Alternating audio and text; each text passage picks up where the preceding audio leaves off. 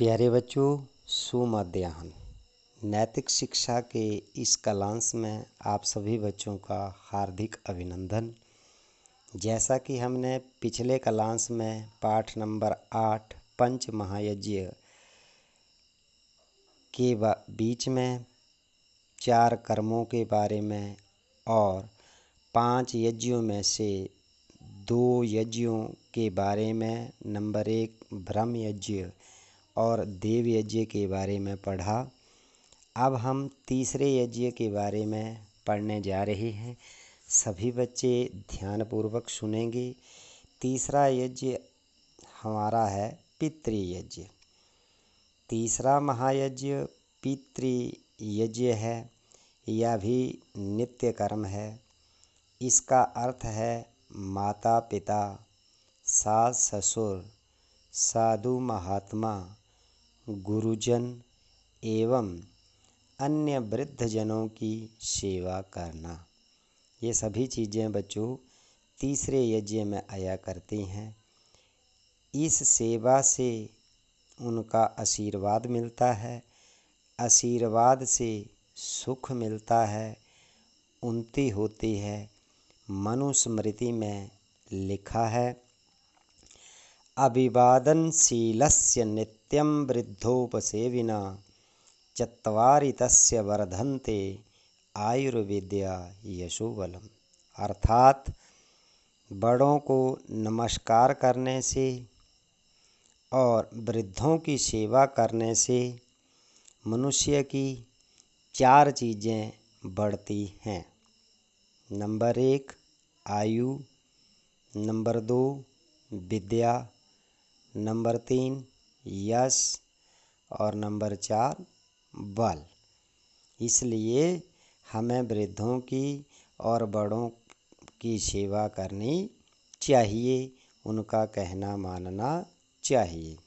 अर्थात जो अभिवादनशील है और वृद्धों की नित्य सेवा करता है, उसके आयु, विद्या, यश और बल ये 4 चीज़ें बढ़ती हैं। महाभारत के यक्ष युधिष्ठिर संवाद में युधिष्ठिर ने कहा है, वृद्धों की सेवा करने से मनुष्य आर्य बुद्धि वाला होता है। अब बच्चों, पहले मैंने आर्य शब्द का अर्थ बताया था, श्रेष्ठ, सज्जन, परोपकारी, दयालु। हमारे साहित्य में माता को तीर्थ कहा गया है। उसके शब्दों का अर्थ है, माता के समान कोई तीर्थ नहीं है, माता के समान कोई गति नहीं, माता के समान कोई रक्षक नहीं, माता के समान अमृत भरा कोई सरोवर नहीं।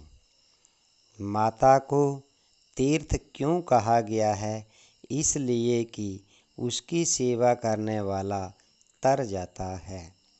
ऐसे ही पिता, गुरु, विद्वान और महात्माओं को भी तीर्थ कहा गया है।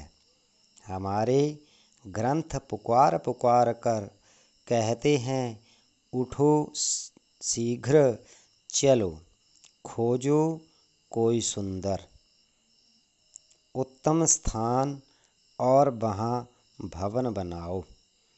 भवन में पितरों को बुलाओ, महात्माओं और विद्वानों को बुलाओ, उनसे वार्तालाप करो, उनके उपदेश पर गंभीरता से विचार करो और प्रसन्न रहो। अर्थात बच्चों, इस तीसरे यज्ञ में, पितृयज्ञ में जो आपको बातें बताई, हमें सब बड़ों का सम्मान करना चाहिए, खासकर माता, पिता और गुरु।